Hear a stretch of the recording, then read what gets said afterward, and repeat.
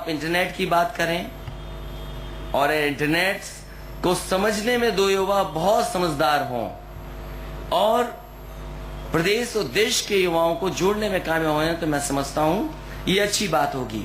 वहीं बहुत ज्यादा इमोशनल और बहुत ज्यादा गुस्सा होने की जरूरत नहीं है। इमोशनल होना, गुस्सा होना कहीं ना कहीं ये बता रहा है कि जमीन सरक गई है। और हम तो ये कहते हैं हम किसी से कुछ नहीं छीन रहे। ये समाजवादी पार्टी और कांग्रेस पार्टी किसी से कुछ छीन नहीं रही है। छीनने का डर क्यों है किसी को? हम तो केवल सरकार में जैसे थे वैसे ही आना चाहते हैं। हमने तो पत्रकार साथियों के सामने कई बार कहा और मैंने अपने सदन में भी कई बार कहा कि उत्तर प्रदेश का कितनी अच्छी बात होगी कि जैसा सदन है वैसा ही फिर लौट करके आ जाए। और मुझे खुशी है इस बात की, सुबह से जो जानकारी मिल रही है उत्तर प्रदेश के पहले हिस्से का, पहले चरण का जो चुनाव हो रहा है, मैं तमाम मतदाताओं का धन्यवाद दूंगा।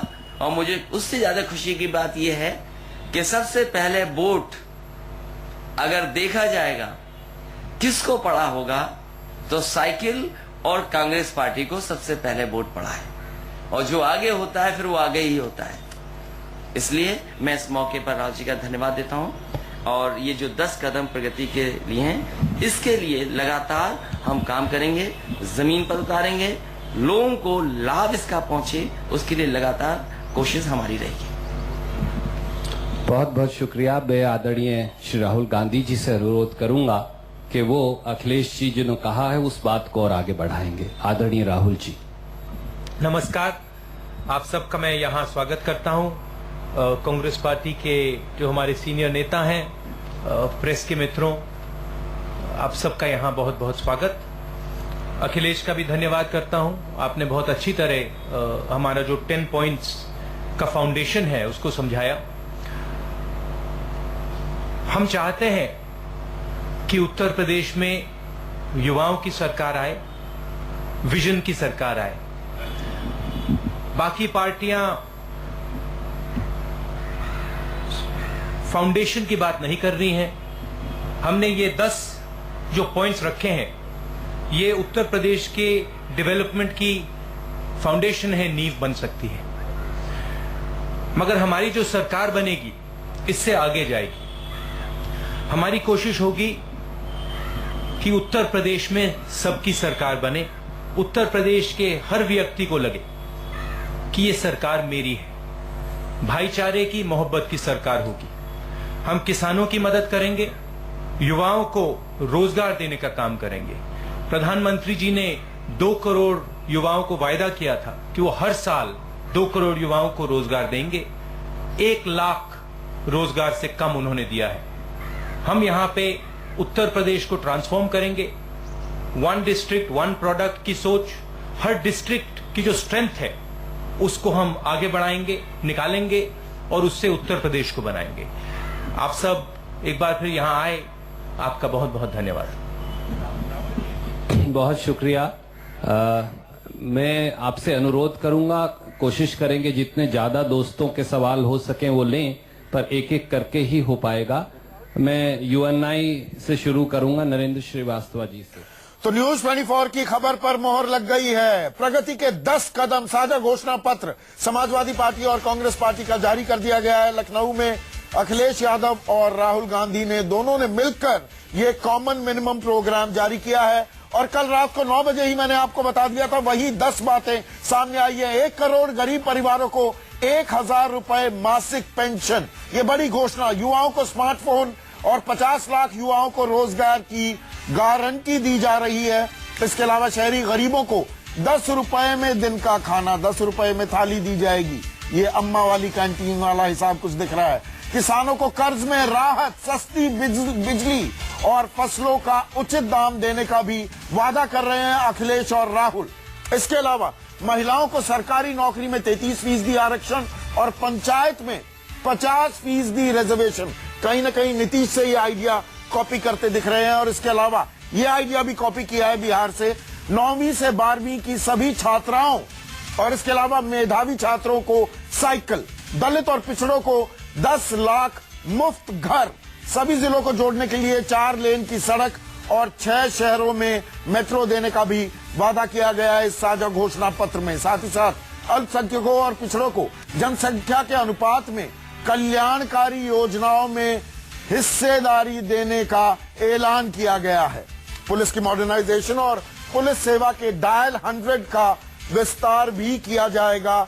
तो सबके लिए कुछ न कुछ, किसानों के लिए, युवाओं के लिए, महिलाओं के लिए, अक़लियत यानी कि अल्पसंख्यकों के लिए, सभी के लिए कुछ न कुछ देते हुए। लेकिन यहां पर एक बड़ी बात जो उभर कर आ रही है सुकेश, वो ये कि पहले चरण का मतदान चल रहा है और अखिलेश ने प्रधानमंत्री मोदी पर भी हमला बोला। क्या कहा वो बात आपको सुनवा देते हैं, फिर सुकेश के पास चलते हैं।